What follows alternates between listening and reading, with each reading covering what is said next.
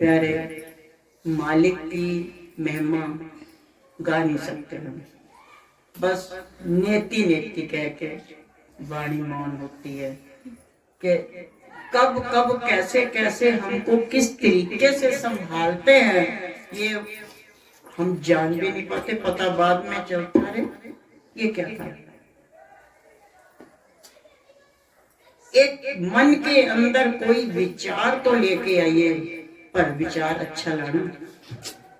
ये वो बच्चों वाला और पोती की शादी और बेटी की ये नहीं, अच्छा विचार लेके आना, वो अवश्य पूरी करेंगे।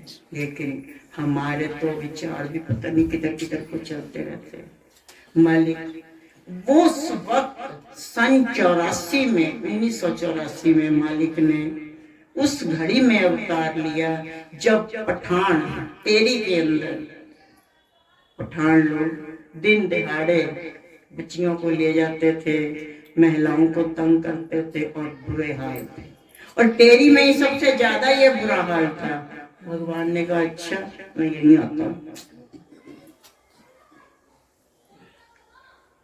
अयोध्या में जब बहुत ज्यादा खलबली मची हुई थी तो भगवान वहां पहुंच गए। कंस के अत्याचारों से जब मथुरा में था तो भगवान मथुरा में पहुंच गए। और टेरी में जब जो है दिक्कत होने लगी तो भगवान टेरी में पहुंच गए। कहते तो देखेंगे क्या होता है। हमको वो हमारे लिए तो आए हैं, उन्हें क्या जरूरत थी आने की। मालिक आए, कुछ नए बैठे हैं, ये भैया भी पहली बार है, और कुछ लोग जानते हो कुछ नहीं जानते। मालिक को जैसे वो माताएं मन्नतें मानती हैं कि चलो भाई अब ले जाए देवी माता की पूजा कराने के लिए। अब देवी के लिए मत्था टिकाने ले गए छोटे से बाबू को, 1-2 महीने के थे, मुश्किल से मत्था टेकने गए। वैसे हम सोच रहे हैं, हम सोचा क्या होगा कि माता मुझे देखेगी या मैं माता को देखूंगा, पता नहीं। तो माता जी से मिलने के लिए माता जी ले गए, हाँ दर्शन करा ले माता, तेरा आभार है, मालिकाएं हैं। बाद में पूजा में टाइम लगता है, इनको प्रणाम करा के बाहर चबूतरे पे लटा दिया। भाई आप यहाँ बैठो, हम अंदर जरा कर ले दिया बत्ती जो करनी है, पूजा वूजा कर लेते हैं। हम माता जी को अंदर थोड़ा सा टाइम लग गया, बाहर आए तो बाबू जी गायब चबूतरे से है नहीं। सोचा घर से कोई आया होगा ले गया होगा, पर ताज्जुब तो तब हुआ जब घर पे देखा तो घर पे तो था ही नहीं कोई नहीं वहां पे। अब क्या हुआ, माता जी परेशान, पिताजी बहने, तो आफत आ गई। आखिर गए तो गए कहाँ, खूब ढूंढाई मची, खूब शोर मचा, पर आखिरकार उस मंदिर के जो पंडित जी थे उनके जिम्मे ये सेवा संभाली कि एक बच्चा है, प्रभु दयाल जी का नाम था, सब जानते थे इनके पिताजी को। भाई ऐसे ऐसे वो बच्चा आया तो अभी मत्था टेकने, वो लगता कहाँ गायब हो गया। अगर कोई ले गया है तो जैसा भी है, तो कोई हो तो खबर मिले तो बताना। लेकिन लोगों ने कुछ और ही समझ लिया था।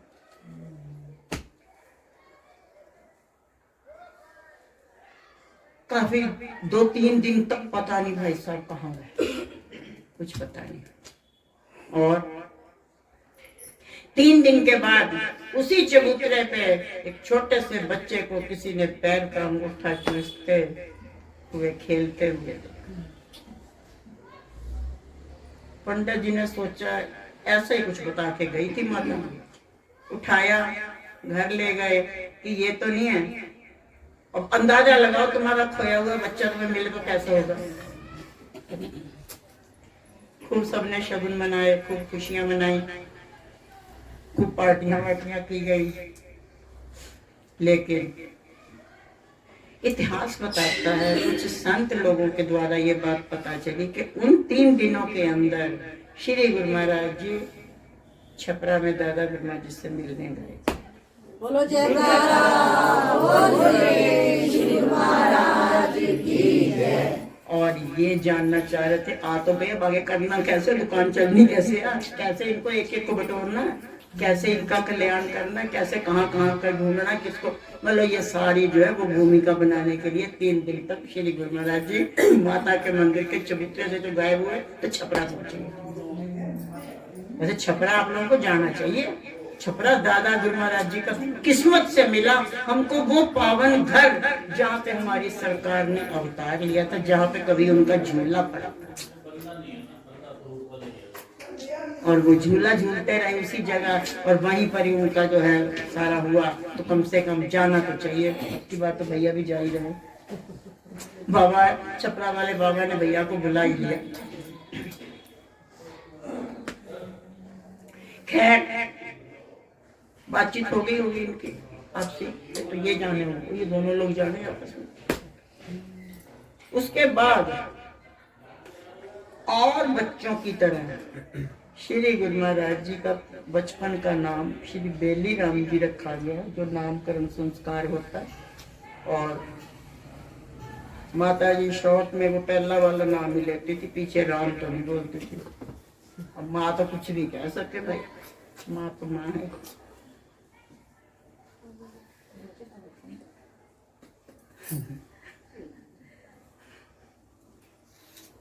माता जी ने कुछ खाने को देना, इन्होंने या तो लेना नहीं, अगर लेना तो बाहर जाके किसी को भी खिलाना।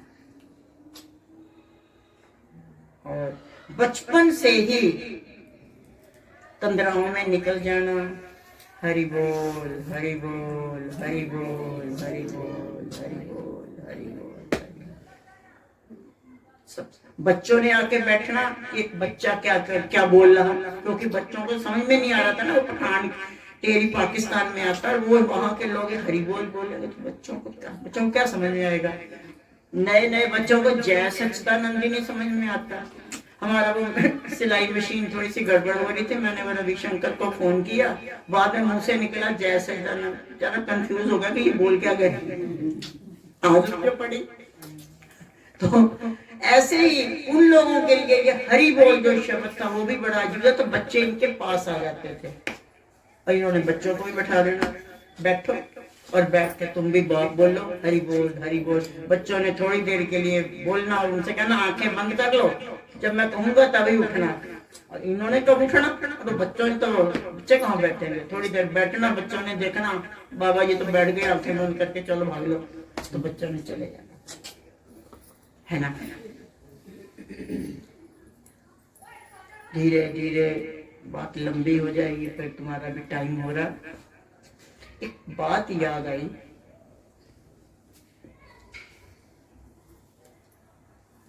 श्री गुरु महाराज जी को किसी ने कार भेंट की, तो उनके जो ड्राइवर थे आत्म रामानंद जी, और ड्राइविंग ऐसे होनी चाहिए थी। अब तो सड़कें डाबर की कितनी बढ़िया है, उस समय की उबड़ खब्बड़ टुटड़ फुटड़ सड़कों पे भी झटका ना लगे, और कैसे तो वो चलाते होंगे, गजब की तो उनकी ड्राइविंग रही होगी टॉप की, क्योंकि स्मूथली सड़कों पर भी झटके लगते हैं, और वो कैसे खाई खड्डों वाली सड़कों पर स्मूथली गाड़ी चल रही है और झटका नहीं लगना, और स्पीड एक रखनी है, ये नहीं कि कभी बढ़ा दी कभी घटा दी कभी ऐसे कुछ नहीं। और उस दिन श्री गुरु महाराज जी किस मौज में आए, गुरु महाराज जी उनका नाम लेकर के बोले आत्म रामानंद गाड़ी तेज चला दे, जितनी तेज चला सकता है चला दे। उन्होंने चला दी तो चला दी, लेकिन ये भी एक शर्त है, झटका नहीं लगना, अचानक ब्रेक नहीं लगनी, इन सारी बातों का भी ध्यान रखना। और ये चलती चली जा रही थी कि गाड़ी चलती जा रही, अचानक उन्होंने दूर से देखा कि वही चनाब दरिया आ गया, नदी आ गई, तो उन्होंने धीरे से गाड़ी को रोक दिया। जैसे ही गाड़ी को रोका, श्री गुरु महाराज जी के नैन बंद थे, नैन खोले, क्यों आता है, गाड़ी का रोक दी? कहते महाराज आगे नदी है। कहते एक्सीलेटर दबा दे और गियर छोड़ दे, चला दे जितनी जोर से, एक्सीलेटर दबा दे और गियर छोड़ दे। कहते मैंने आंख बंद की और जैसे गुरुमाई ने फरमाया था वैसे ही 1 सेकंड में आंख खोली तो गाड़ी नदी के पार थी। बोलो जयकारा बोल मेरे श्री गुरु महाराज की जय। श्री गुरु महाराज जी ने फरमाया, उनका नाम लेके हद कर दी, मैंने तो भव से पार करने का बीड़ा उठाया तो ये नदी से रोक लिया, उसने मुझे रोक दिया। मैं तो ये कसम खा के आया हूँ कि जो भी मेरी शरण में आए मैंने उसको भय सागर से भव सागर से पार करना, उसने मुझे रोक दिया। दोबारा एक्सीलेटर छोड़ दे गेयर को, जो होगा देखा जाएगा। गुरु महाराज जी ने 1 सेकंड के अंदर गाड़ी परली पार की।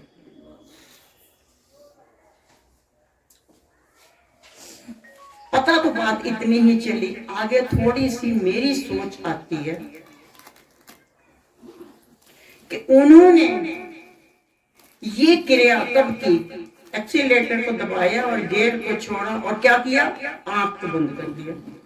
इस बात पे ध्यान देना, एक्सीलेटर दबाया और गियर को छोड़ दिया और आंख को बंद कर दिया और गाड़ी परली पार की। ऐसे ही महापुरुष भी यही बात हमको भी सिखा रहे, आप सबको भी सिखा रहे कि ये जो हमारी जिंदगी की गाड़ी चल रही है, इसको चलाने के लिए ये जो हम गियर बदलते हैं, कभी रसोई वाला तो कभी किधर वाला तो कभी उधर का तो कभी उधर का, कभी दुख का कभी सुख का, कभी कैसे कैसे कैसे, उसको छोड़ दो और शब्द का एक्सीलेटर जोर से दबा दो। बात करता पड़ेगा, ये क्रिया है बड़ी मुश्किल, ये क्रिया है बड़ी मुश्किल। मालिक एक एक सेकंड के अंदर कैसे कैसे कब क्या बनकर हमको संभाल जाते हैं, हमको पता ही नहीं चल पाता। शुरू की बात है, पहली बार गए नंगली साहब, पहली बार उधर वो प्रिंसी का बापू जो है चिल्लाए जा रहा था मम्मी पे, हाँ जवान लड़की को अकेले भेज दिया, ये कर दिया वो कर दिया, फलाना कर दिया, ढिमाका कर दिया। मम्मी कहती जिनके भरोसे छोड़ा वो ले जाएंगे। अब हम तो बैठ तो गए गाड़ी में, गाड़ी मेरठ तक की थी नौचंदी। अब मेरठ से आगे वो पुष्पा आंटी ने ये कहा था कि ये प्लेटफॉर्म है, बस ये प्लेटफॉर्म है, प्लेटफॉर्म के इधर हमारी गाड़ी लगेगी और बस वहीं से इधर आ जाना, इधर सकौती वाली पैसेंजर खड़ी होगी और तुम बैठ के चली जाना। वो लगी हुई थी पर विसल दे रही थी और मेरे दिमाग में आया गाड़ी की तेरे पर टिकट तो है नहीं, तो मेरठ तक की तो है, आगे सकौती की तो टिकट ही नहीं है। तो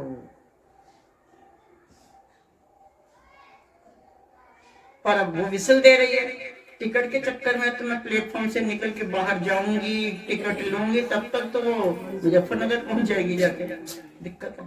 तो हम बैठ तो गए, अंदर ही अंदर एक डर पड़ा हुआ, घर की टिकट कोई नहीं तेरे पास, बिना टिकट बैठी है, तेरे पास टिकट कोई नहीं, कोई बात नहीं।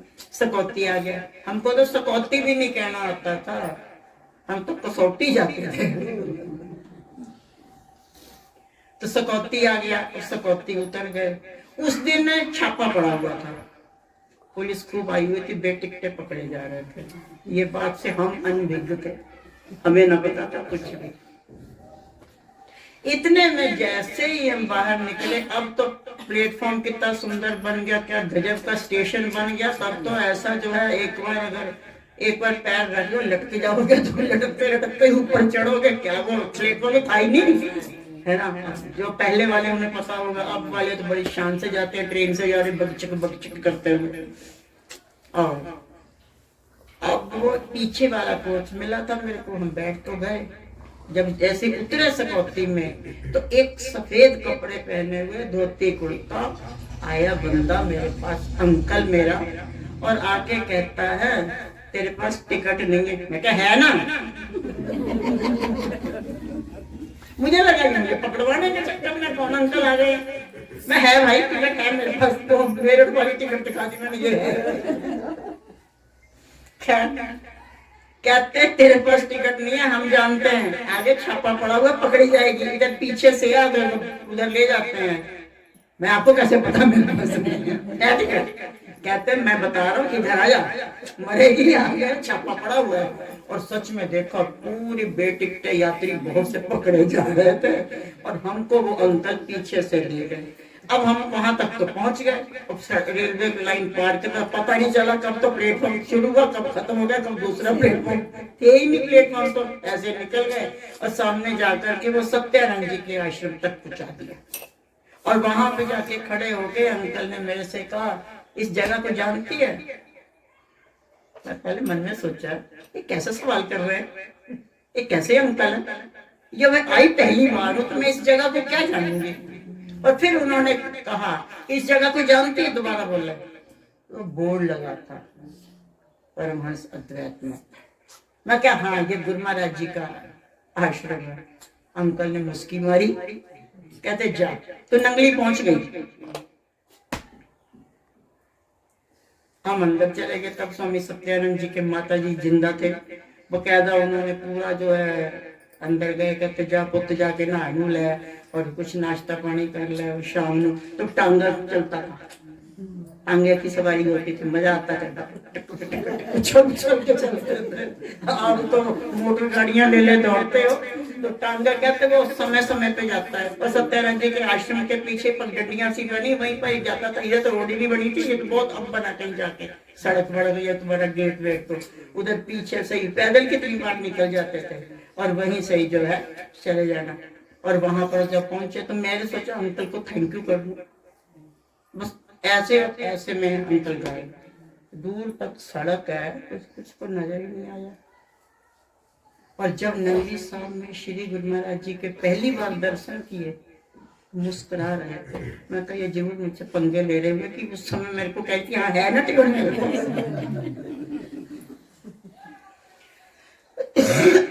कब कैसे वो संभाल जाते हैं हम जान नहीं पाते। एक बार की बात है, लखनऊ में थे, शुक्ला जी के मकान में, अब तो शुक्ला जी भी निकल गए बेचारे, तो शुक्ला जी के मकान में थे। तो मम्मी अनंतपुर थी नहीं वहां, पापा चले गए और हम ही अकेले घर पे। और वो बता चुके हम पहले भी कि शुक्ला जी की एक आदत थी, 12 बजे ताला बंद और शाम को 4 बजे से पहले नहीं खुलेगा। 12 से 4 में जो अंदर है तो वो अंदर रहेगा, जो बाहर है वो बाहर रहेगा। तो हमने सोचा कि हम बाहर निकल जाते हैं, तो कुटिया चले जाएंगे। अब कुटिया की तरफ को गए, और कुटिया जो गए तो वहां पे कोई था ही नहीं। रानी आंटी के घर गए, वहां भी ताला बंद। अब लगी चरण को भूख, तो हमने सोचा अब करें तो हम करें क्या। मैंने सोचा चल भाई छोड़, क्या करना, आज सोच लेंगे। आज उस दिन वीरवार था, आज भी वीरवार है, तो हमने कहा चलो मान लेंगे वीरवार का व्रत हो गया, चलो छोड़ो, कोई ऐसी बात नहीं। इतने में क्या देखते हैं कि एक लड़का सा बच्चा सा ऐसे आया और आकर के हमसे कह रहा है कि मैं ना यहीं पास में मंदिर में रहता हूँ, तो मंदिर के बाबा ने आपके लिए प्रसाद भेजा। तो प्रसाद की थाली मुझे पकड़ाई और गायब हो गया। तो हमने दूर तक देखा कि ये मंदिर तो कोई नजर नहीं आ रहा, ये कौन सा मंदिर था, यहाँ कोई मंदिर है ही नहीं।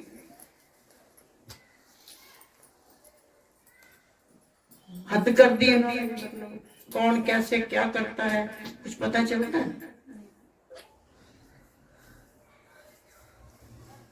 एक यही है जिसकी कहीं भी कीमत नहीं होती, ये उसकी कीमत बना देते हैं सतगुर। वो सतगुर चाहे कबीर जी हो, चाहे रविदास जी हो, चाहे इन 10 पातशाहियों में कोई हो, या हमारे नगरी निवासी, बेड़ा पार विश्वास। गुरु गोविंद सिंह जी की एक बात याद आ गई।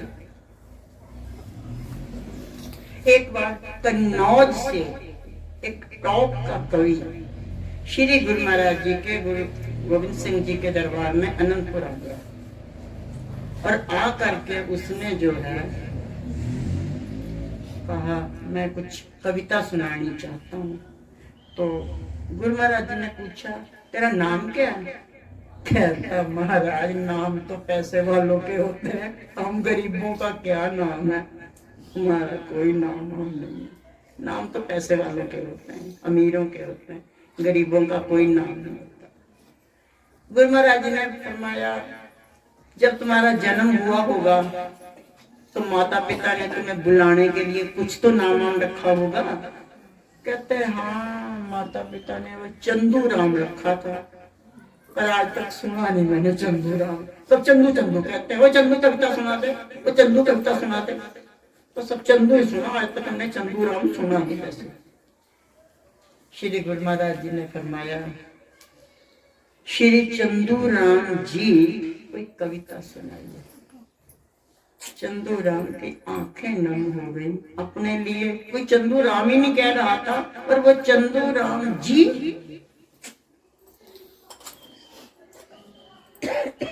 उसने एक कविता सुनाई। गुरु मैंने कहा और सुना, और सुना, और सुना, और 1.25 घंटे तक सरकार को वो कविताएं सुनाता चला गया और गुरु महाराज जी सुनते चले गए।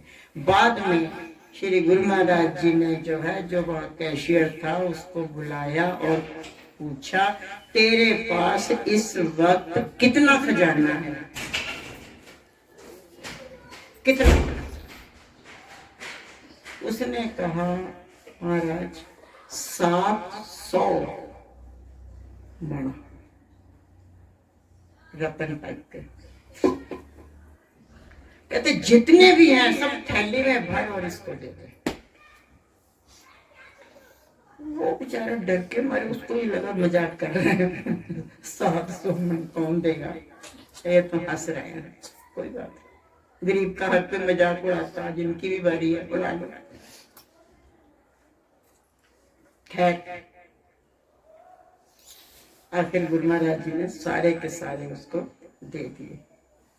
वो कहने लगा, महाराज मेरे को तो 2-3 मोहरे दे दो, ये सब मैंने क्या करना है, इतना समझ मैं इस लायक नहीं हूँ, बहुत है तो मेरे को रोजी रोटी बन जाए, मेरे को 1-2 मोहरे दे दो, बहुत है क्या? तुझे तू भिखारी बन रहा, तुझे तो मैंने राजा बना देना। अब तूने गीत उस मालिक के गाए,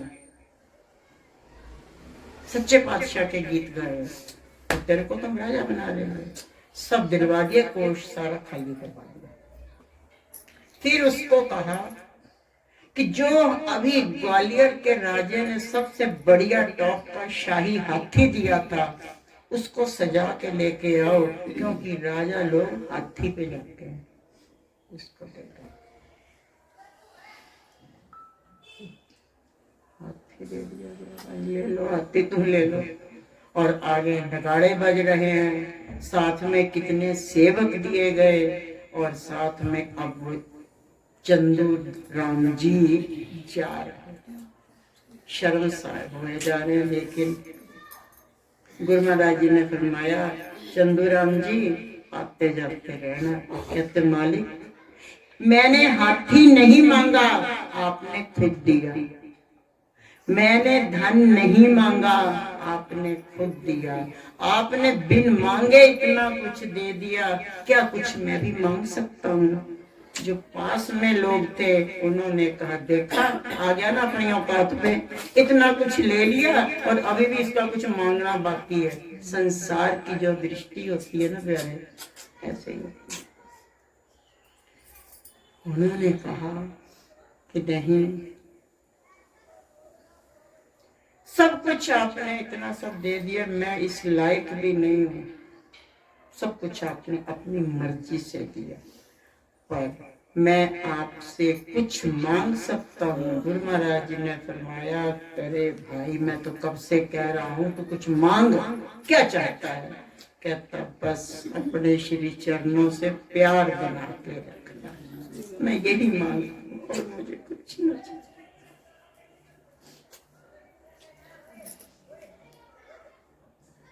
श्री गुरु महाराज जी ने कहा, आते जाते रहना। अनंतपुर की बात थी तो कहा अनंतपुर आते जाते रहना, साठ-गांठ बनी रहेगी, और आगे भी जहां जहां होगा, तुम तो छोड़ो, तुम्हारी 5 पुश्तों तक हम आगे तुम्हारे गवाह बनेंगे, टेंशन मत।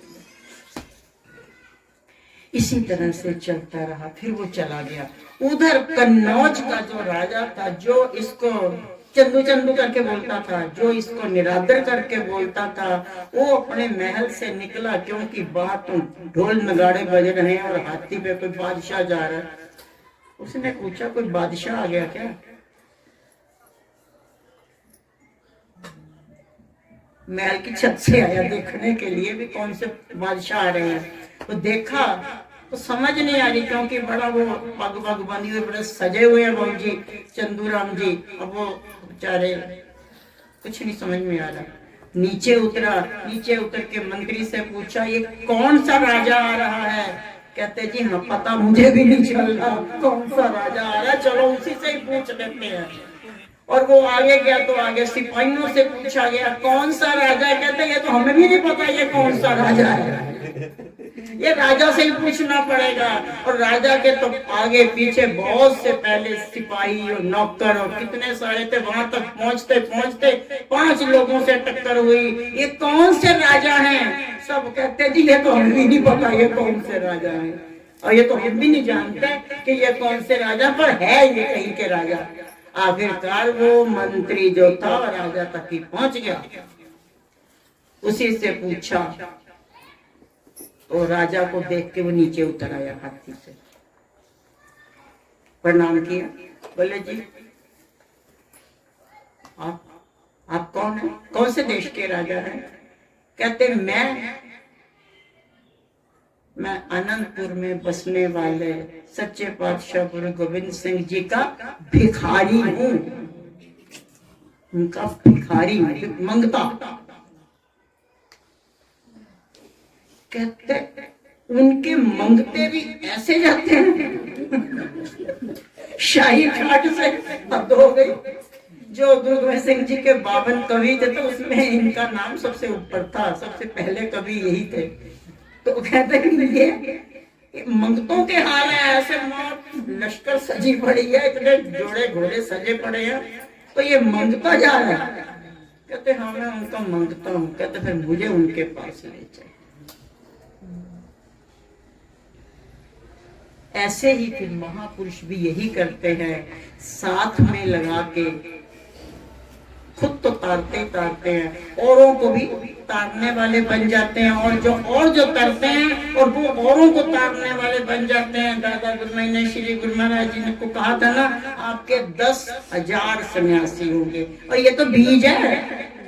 पर आज हम लोग देख रहे हैं लाइन लगी सन्यासियों की ना।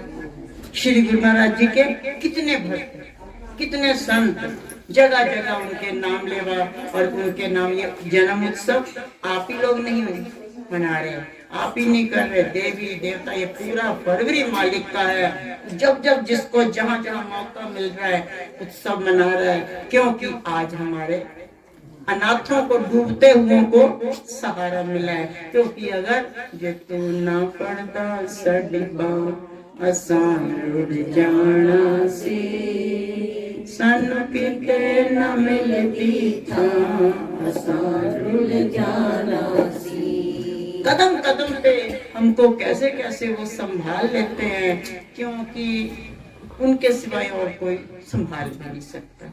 दुनिया से उम्मीद रखते हो वो संभालेगी, वो डूबतों को और डुबोएगी।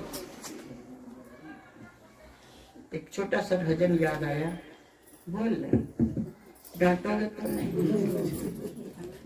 फिर ये तो नहीं कहोगे कि हाँ हमारा टाइम ले लिया, हमने तो नाचना था और आप रोंदड़ू भजन गा रहे हो।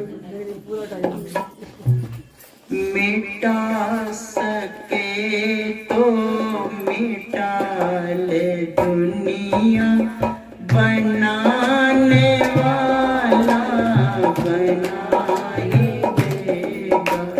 मिटा सके तो मिटा ले दुनिया, बनाने वाला बना ही देगा।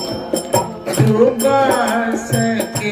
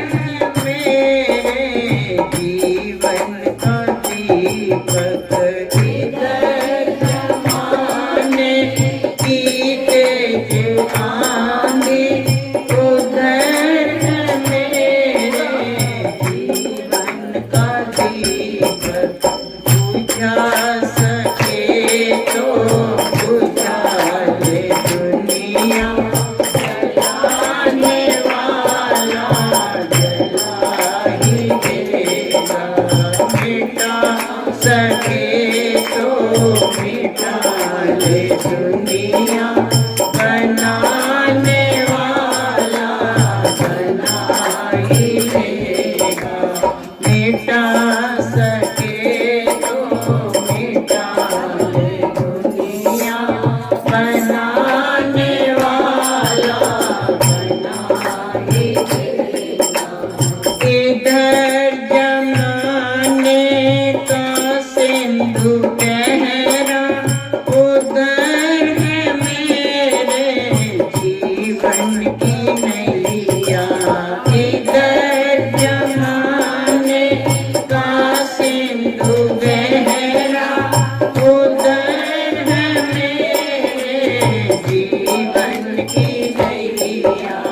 डुबा सके तो डुबा ले दुनिया तराने वाला तरा ही लेगा।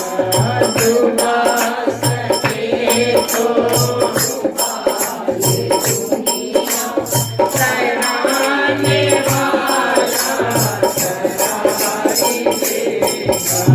मिटा सके तो मिटा ले दुनिया बनाने वाला बना ही लेगा।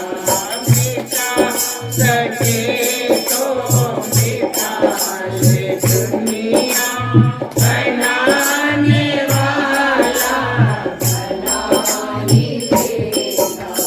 बड़ी खुशी से कदम कदम पर बिछाल काटे हरे जमाने।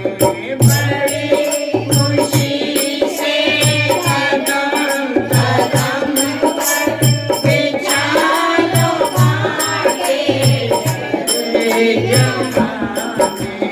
रुला सके तो रुला ले दुनिया हंसाने वाला हंसा ही लेगा। रुला सके तो रुला ले दुनिया हंसाने वाला हंसा ही लेगा। मिटा सके तो मिटा ले दुनिया बनाने वाला बना ही लेगा।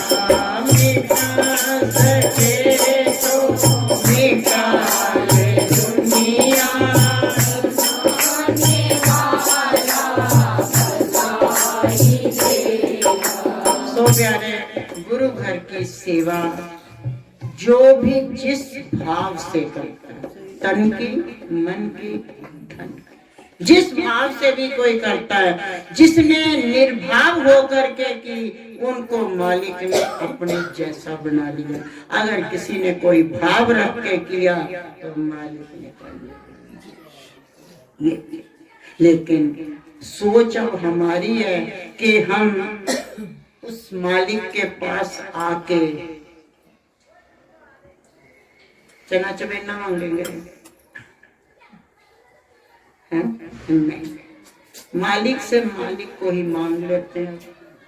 मांगना क्या, वो तो पहले हमारे खुद ही ढूंढ ढांड के पकड़ा उन्होंने, वो भी क्या ढूंढेंगे, है ना। तो वो भी नहीं हम तो मांग सकते कि हाँ तुम ही हमारे बन जाओ, कुछ वो तो ऑलरेडी है। वो कहेंगे अभी तो सर तुम हमारे बन जाओ, अभी तक किसकी थी, बहुत पड़ेगा चाटा। तो मालिक से ही अगर हम मालिक को ही अपना मान के चलते हैं, जगह जगह कई बार कई झंझटों में फंस जाते हैं, लेकिन पता है उनके भरोसे कैसे कैसे वो निकाल लेंगे, कैसे भी फंसेंगे और वो हमारे नैया को पार करके अपना प्यार और अपना आशीर्वाद प्रदान करेंगे। आप सब भी प्यारे जिस भाव से आए हो यहाँ पे उत्सव मनाने के लिए, उनका प्यार पाने के लिए, उनके आनंद को प्राप्त करने के लिए जिस भाव से भी आए हो, मालिक आपको उसी तरह से भरपूर करे, अपना प्यार बख्शे और अपना आनंद बख्शे। इसी के साथ ही हम वाणी को विराम देंगे। अब 16 तारीख को छपरा जाने की बात है और वहां से 20 तारीख को आना है। अब एक सूचना है भाई, तुम लोग